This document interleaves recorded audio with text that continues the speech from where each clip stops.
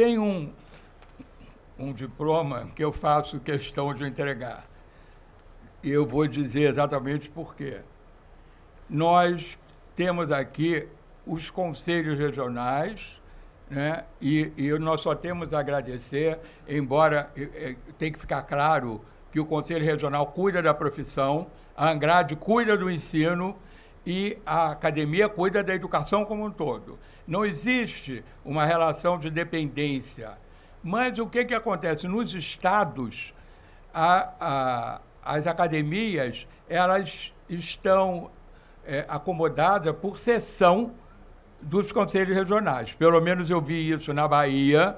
Eu tenho uma ligeira impressão que no Maranhão também, professor. No Maranhão eles são independentes. Nós somos outro endereço, nós temos esse regime de parceria. Um regime de parceria. Então, tem locais que a academia não tem condição de ter sede própria e nós ainda agradecemos aos presidentes dos conselhos regionais. Aqui no Rio de Janeiro não há necessidade, porque a nossa sede é aqui na Fundação Getúlio Vargas. Tá?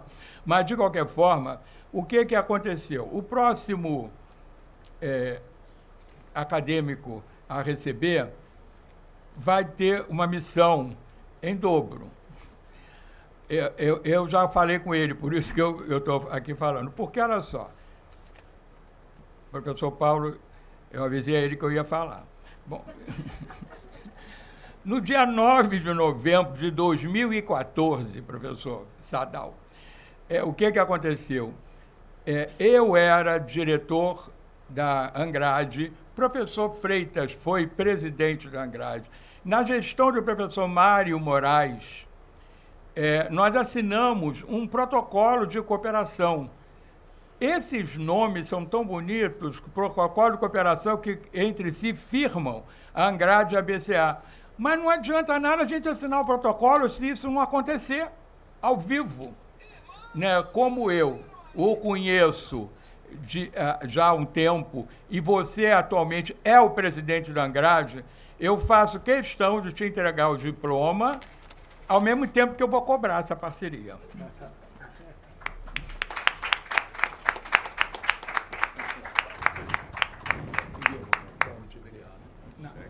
Vou deixar você falar também, tá? Está aqui, por favor, assine a sua... Difícil que vocês estão muito temos acertado. Foi um pouquinho difícil, mas aceitamos.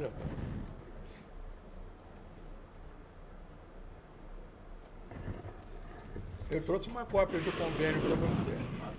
Então, eu vou ler com muita atenção.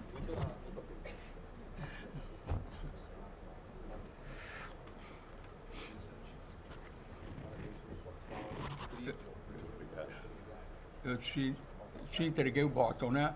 Tá, depois você pode. Você, por favor, está à disposição para você falar.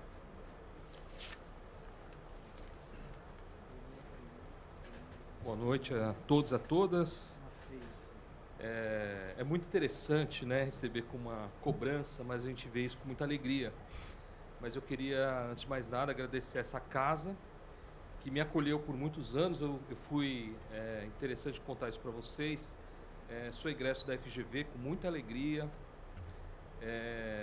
pela EASP, FGV de São Paulo, né? Então, a alegria de ter feito graduação, mestrado e doutorado em administração pública. Sou um dos primeiros doutores em administração pública no Brasil, formado por essa casa. Então, é uma enorme alegria voltar aqui. Eu estive aqui há cerca de 6 anos atrás, na posse do então presidente, né? Eu fui vice-presidente com ele. Então, voltar aqui é sempre um motivo de muita alegria, muita emoção, né? Me sinto em casa e é um privilégio, uma honra ouvir tantas pessoas com tanta sabedoria. Para a gente é um motivo de muita alegria. Ouvir aqui uma palestra brilhante, fundamental, só aqui motivado, pensativo, né? Com uma reflexão interessantíssima. Parabéns, a sua fala é incrível, uma potência fantástica.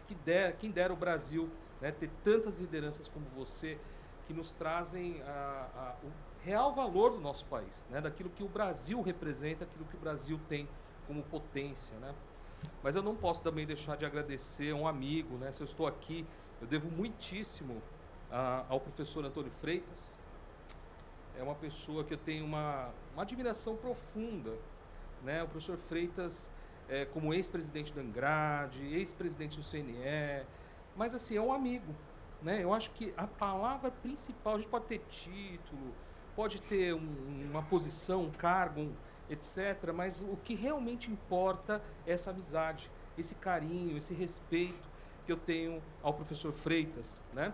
Quero dizer, por exemplo, o professor Freitas fez uma mudança incrível, desculpe falar sobre isso, porque eu tenho, como o atual presidente da Angrade, né, eu tenho acompanhado isso pelas várias universidades, pelo Brasil, afora, de que a curricularização da extensão, né, é algo que foi necessário, é absolutamente necessário, e que, de fato, né, tendo sido aprovado em sua gestão, na verdade, tem instigado, feito com que as instituições de ensino comecem a olhar não apenas a questão do ensino, não apenas a pesquisa, mas também a extensão, de forma integrada, verdadeiramente integrada. Então, eu fiz esse comentário numa entrevista recente, que é da administração que saiu isso. É muito importante dizer que é da administração que sai uma mudança que interfere em todas as instituições e todos os campos do conhecimento. Então, de fato, professor Freitas, muito obrigado. É uma forma singela de dizer que eu sou uma pessoa muito grata, né, pelo seu trabalho, tudo que o senhor realizou. Mas eu queria contar brevemente, né, e assim como a minha antecessora disse, né, sobre a responsabilidade, né, de estar nessa academia, nessa seleta academia, o professor Paulo Mota, presidente, Carlos Roberto, um grande amigo, né, está aqui nos acolhendo, mas eu queria contar para vocês algo que, para mim, hoje simboliza um momento assim, incrível na minha vida pessoal, profissional e acadêmica. Por quê? Eu quase fui engenheiro, porque eu tenho formação técnica, eu sou técnico em eletrônica, queria ter feito o ITA ou a Poli, e para mim não seria nenhum problema. Participei de Olimpíadas de Matemática, era muito bom em Física, fui professor de matemática. Então, para mim, ir para a engenharia era um caminho natural. Mas por ter feito um curso técnico, eu percebi que o que mais me motivava não era isso, né? Não era exatamente isso, mas estava muito em dúvida. E aí, quando eu fui fazer vestibular, prestei matemática na Unicamp, medicina na Unesp e administração na USP. Eclético, hein? Eclético. Exatas, humanas e biológicas. E eu sempre fui muito rebelde, né? De caixinhas, regrinhas. Eu acho que a gente precisa pensar fora dela. A gente precisa ser autor. A gente precisa pensar, né? E aí acabei sendo aprovado em medicina na Unesp, em matemática na Unicamp, mas não fui aprovado em administração na USP. Fui fazer medicina, percebi que também não era minha vocação, porque na Unesp, o curso, assim que você ingressa, você tem que ir ao hospital. Claro, né? É o ambiente de trabalho do médico. Mas eu não me sentia bem. Eu falei, puxa vida, as pessoas falam, parabéns, você vai ser o médico, eu vou fazer consulta gratuita com você, né? Que bom. Mas eu não estava feliz. Então, e olha a minha sorte de não ter feito engenharia no ITA, não ter feito medicina na Unesp, mas ter me formado na FGV em administração pública. E aí eu digo para as pessoas, eu fiz administração não porque era um curso que eu não sabia o que eu queria, eu sabia o que eu queria. E eu abri mão de um dos cursos mais competitivos naquela época, com mais de 120 candidatos por vaga, para fazer o curso do meu sonho. E que eu tenho muita alegria. Então, assim, a administração faz parte da minha vida com muita alegria, né?